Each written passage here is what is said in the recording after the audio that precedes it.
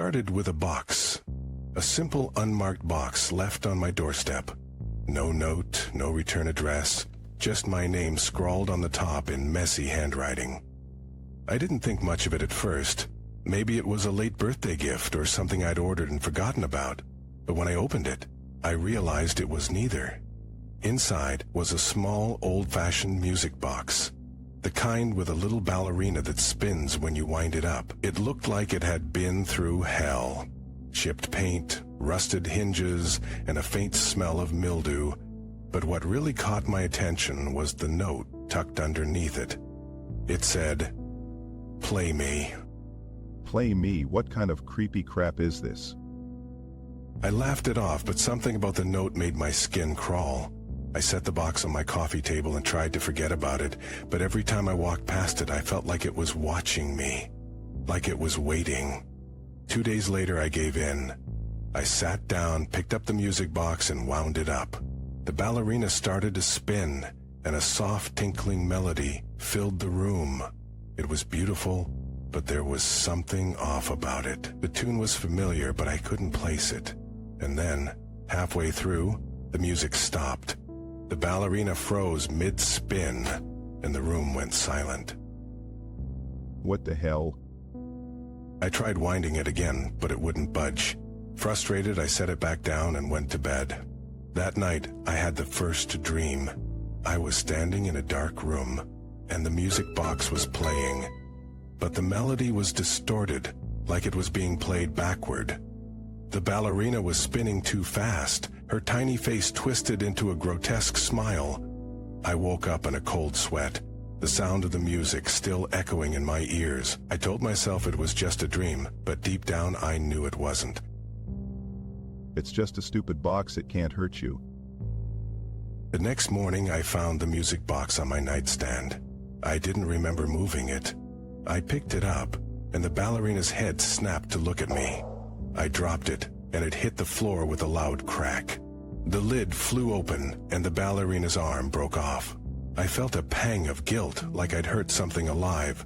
I picked up the pieces and tried to fix it, but the arm wouldn't stay on. That's when I noticed something inside the box, a small compartment I hadn't seen before.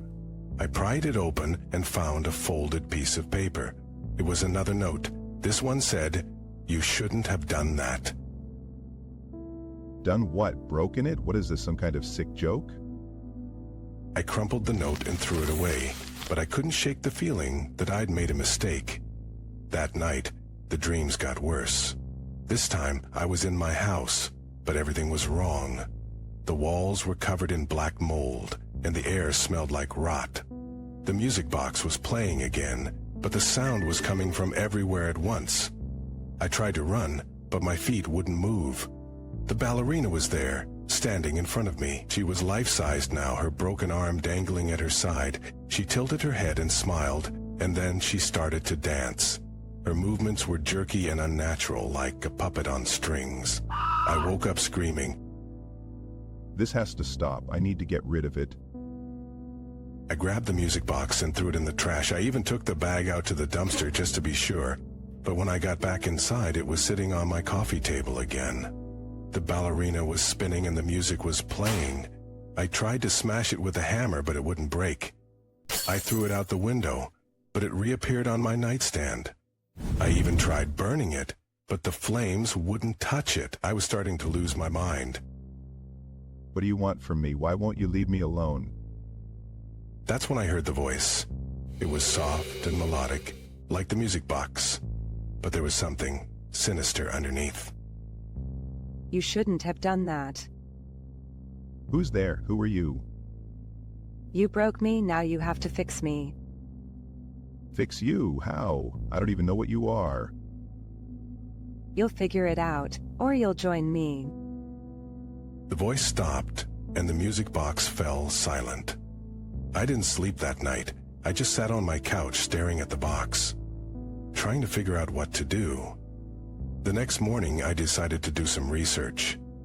I took the box to an antique shop downtown and showed it to the owner. This is an interesting piece. Where did you get it? It was a gift. Do you know anything about it? Not much, but I've heard stories. They say this kind of music box was used in seances. People would play it to summon spirits. But sometimes the spirits wouldn't leave. They'd get trapped inside the box. Trapped. How do you get them out? You don't. Once they're in for good. Unless Unless what?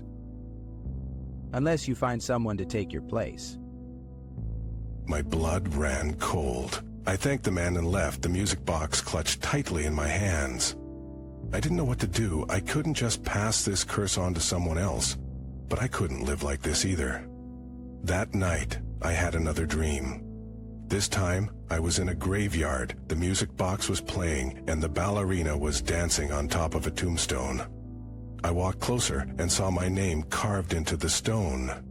I walked closer and saw my name carved into the stone. The ballerina stopped dancing and looked at me. It's almost time Time for what? for you to join me. I woke up in a panic. The music box was on my chest, playing that same distorted melody. I threw it across the room, but it just kept playing. I knew I had to do something. I couldn't let this thing take me. I grabbed my phone and called the only person I could think of.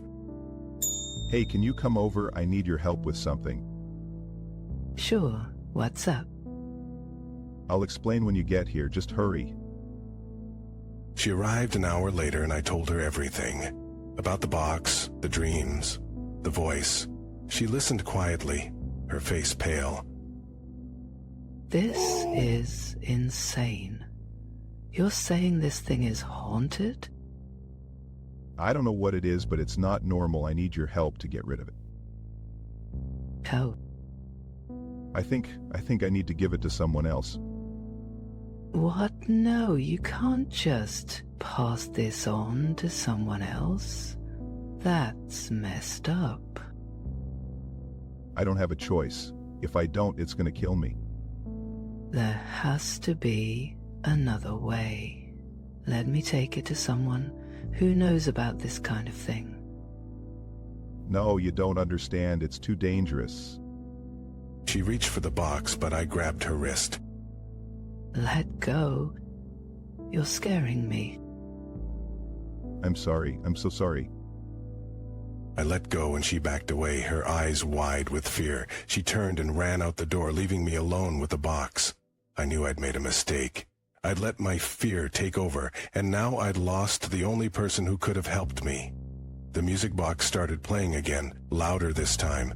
The ballerina spun faster and faster, her face twisted into that same grotesque smile. I felt a cold hand on my shoulder, and I knew it was over. You shouldn't have done that. I closed my eyes and waited for the end, but it never came. When I opened them, I was alone. The music box was gone and the room was silent. I thought it was over. I thought I was free. But then I heard it. The faint sound of a music box playing in the distance. And I knew it wasn't over. It would never be over. Because now, I was the music box, and I was waiting for my next victim.